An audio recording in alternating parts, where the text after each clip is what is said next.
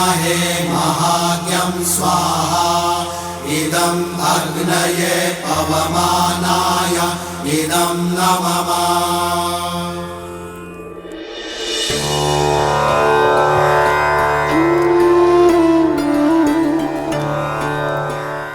ये मेरे संतानों का सौभाग्य है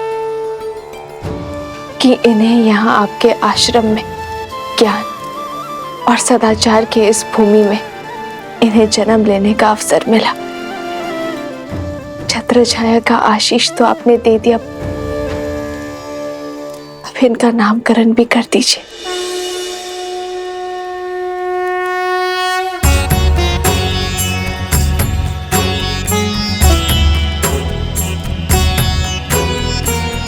तुम्हारा ये पुत्र दुर्वा के निचले भाग, उसका आधार लावा से शुद्ध होना चाहिए, इसलिए इसका नाम लव होगा।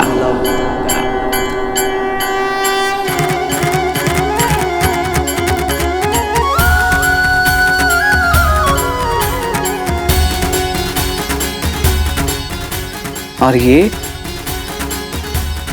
दुर्वा के ऊपरी भाग कुश और मंत्रों के जाप से शुद्धि पाएगा, इसलिए ये कुश कहलाएगा।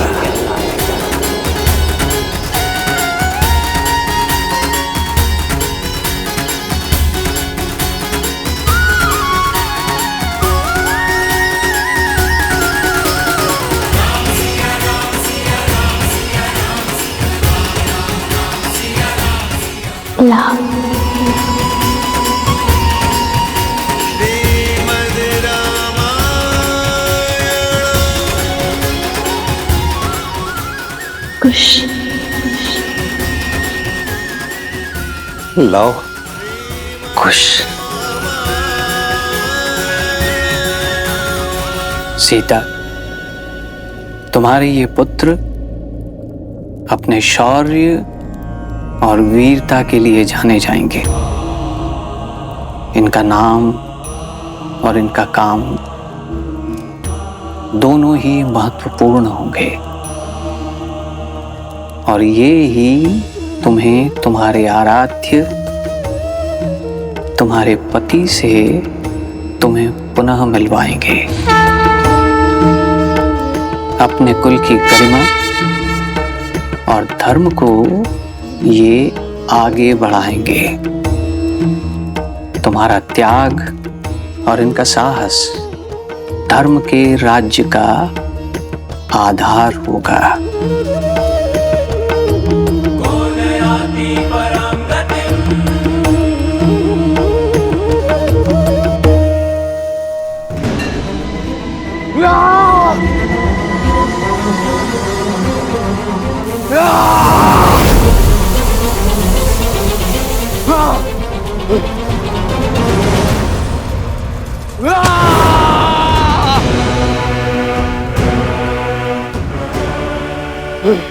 शांत हो जाओ लवनासुर, शांत हो जाओ।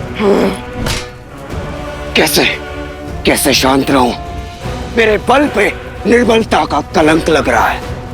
जो लवनासुर बड़ी बड़ी सेनाओं को पराजित करता था, आज स्वयं पराजित हुआ है। मेरी पराजय को कैसे विजय में बदला जाए, ये विमर्श देखने के बजाय मुझे धैर्य का पाठ पढ़ा रहे हैं। हाँ। क्रोध बुद्धि के साथ साथ अस्तित्व को भी खा जाता है, लक्ष्य से भटका देता है। अपनी पराजय को विजय की पहली सीढ़ी बनाओ। ज्ञात था मुझे कि तुम पराजित होंगे, किंतु ये नहीं पता था कि सीता अपने संतानों पर मंडराता हुआ संकट देखते हुए भी आश्रम की सीमा नहीं लांघेगी। किंतु निराश होने की कोई आवश्यकता नहीं है। योजना तो परिस्थिति के साथ बदल जाती है, स्थिर रहता है तो केवल लक्ष्य।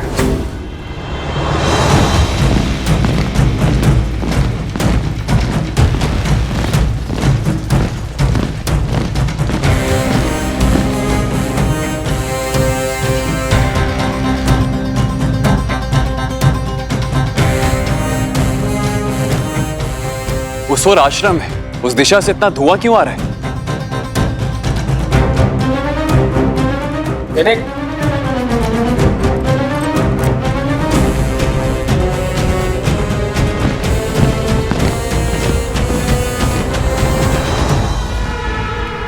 साम, दाम, दंड, भेद, चाहे जो अपनाना पड़े हम अपनाएंगे,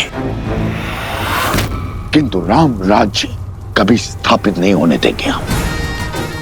यदि अयोध्या आदर्श राज्य बना तो ना तुम बचोगे, ना मैं, और ना ही राक्षस कुल।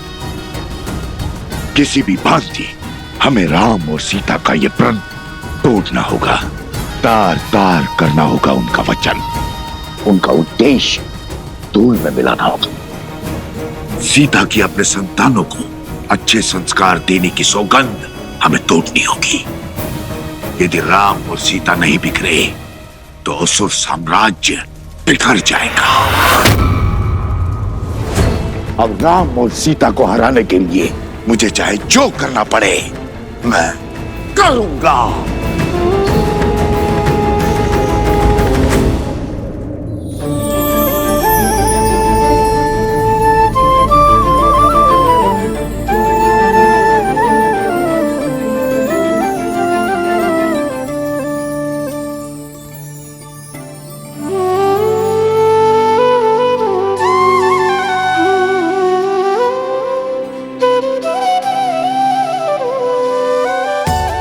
श्री राम, जैसे ये बाल घुटी के अलग अलग घातक एक साथ मिलकर बच्चे को शक्ति और विकास प्रदान करती है,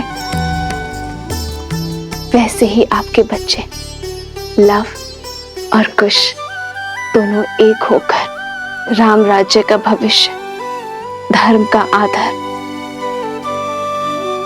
और न्याय की नींव बनेंगे।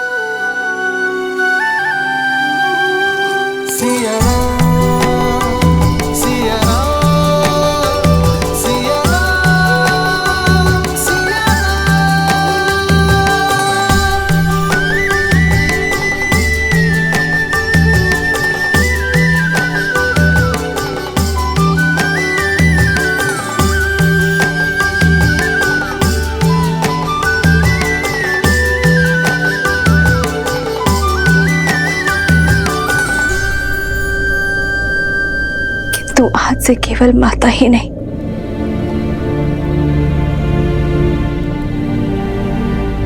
पिता का भी कर्तव्य निभाना होगा। अरे,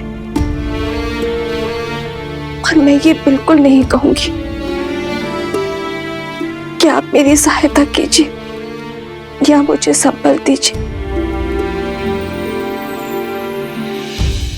क्योंकि मुझे पूरा विश्वास है कि आप मेरे साथ। अरे, मैं वो हर प्रयास करूंगी कि मैं इन्हें आप सा बना पाऊं, जिस उद्देश्य के लिए हम अलग हुए उस गंतव्य को पूर्ण करूं। कितनी अभागी होना मैं आ रहे कि इन्हें इनके पराक्रमी पिता का आपका परिचय भी नहीं दे पाओगे।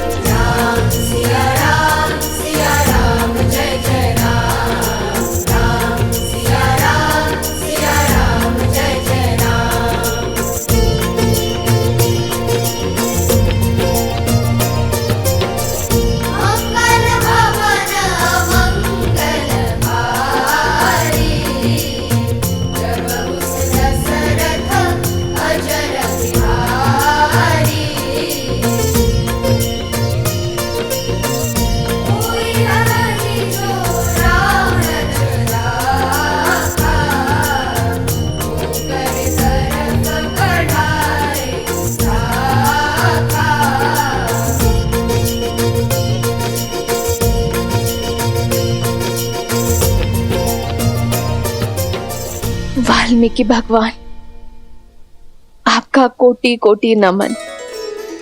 आपने मेरी दुविधा हर ली और साथ ही मुझे दिशा भी दिखाई।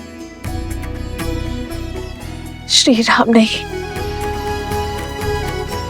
तो राम कथा से उनका परिचय करवाऊंगी, उन्हें अपने पिता सा समान सामर्थ्यवान बनाऊंगी। आश्रम की ओर सावधानी से चलिए। जो धुआं दिखा था अवश्य किसी संकट का चिन्ह है। यदि कोई भी राक्षस या घातक जीव दिखे तो उससे हमें आश्रम की सुरक्षा करनी होगी। जी महाराज।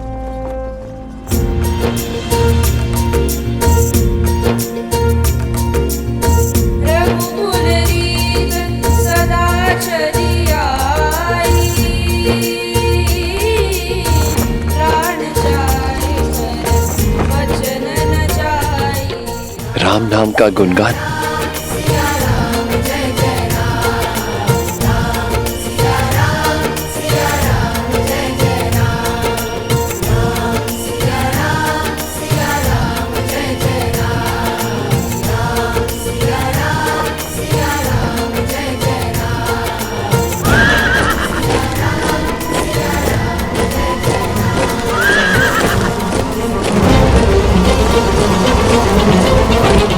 लगता है अवश्य आक्रमण होने वाला है।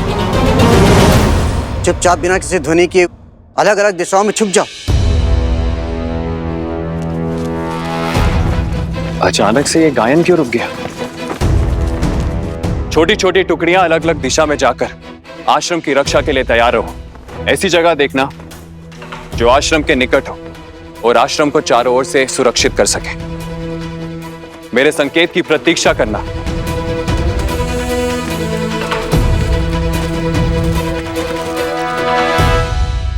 ये केवल एक गीत नहीं था, तुम्हारे आदर्श का चरित्र है।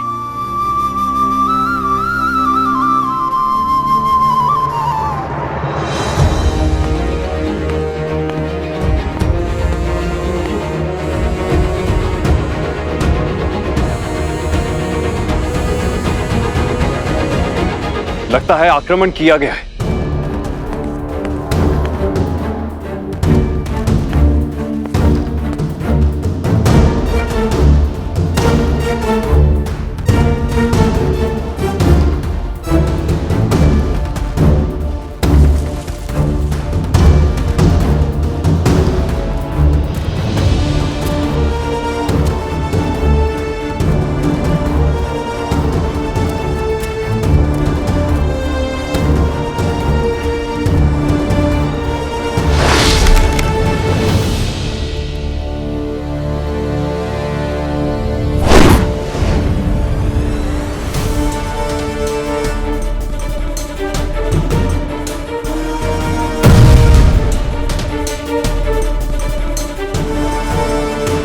आक्रमण हुआ है। अवश्य कोई मायावी आया है जो आश्रम पर आक्रमण कर वन देवी को लेने आया है। आप सब घबराइए मत, मैं तो यहाँ आपके गाने के बोल सुनकर आया हूँ। भागो, असुर है, भागो, मायावी आया है।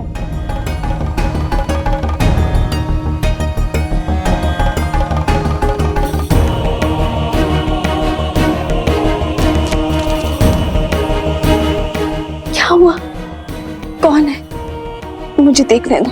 नहीं, बाहर मत जाइए, वो अवश्य ही लवणासुर का सेनापति होगा।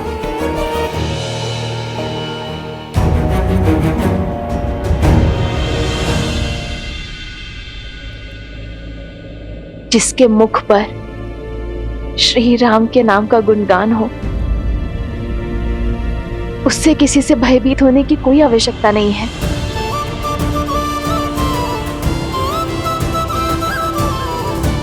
भाभी माँ,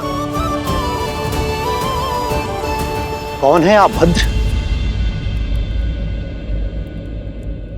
आश्रम में शस्त्र के साथ प्रवेश करने का कारण? मुझे लगा कोई दुष्ट ने आप पर आक्रमण किया है ऋषिवर। ये शस्त्र आपकी सुरक्षा के लिए ऋषिवर। मैं अयोध्या के महाराज श्री राम का छोटा भाई शत्रुघ्न हूं।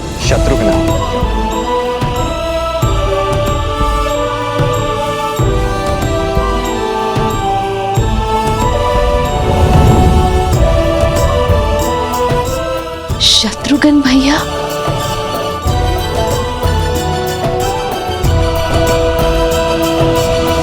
मैं यहाँ भगवान वाल्मीकि से आशीर्वाद लेने आया हूं। महाराज श्री राम की आज्ञा से लावणासुर का अंत करने निकला हूं। आइए आइए, आप मेरे साथ आइए। आइए।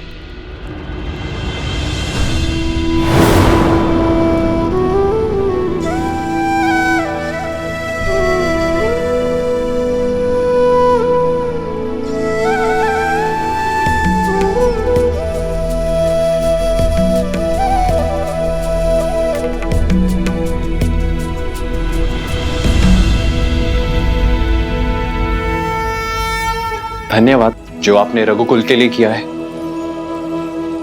उसका संसार आपका सदा आभारी रहेगा। आशीर्वाद दीजिए मेरा लक्ष्य पूर्ण हो।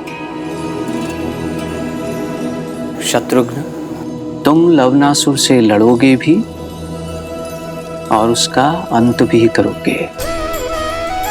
तुम्हारे पास राम का अस्त्र जो है, किंतु पुत्र, बीते हुए कल का भार और आने वाले कल की चिंता भुजाओं को झुका देती है। इसलिए तुम अपना धर्म निभाओ और निश्चिंत रहो, क्योंकि रघुकुल का भविष्य अति सुंदर है।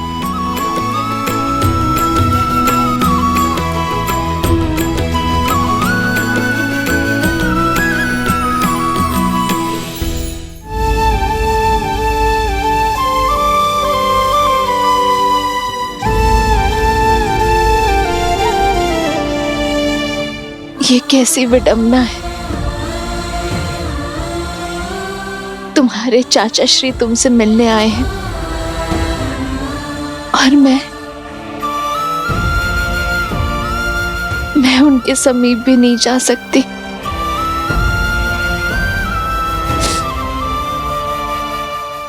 मेरा हृदय तो ये सोच सोच कर बैठा जा रहा है कि मैं कैसे रघुवंश के भविष्य को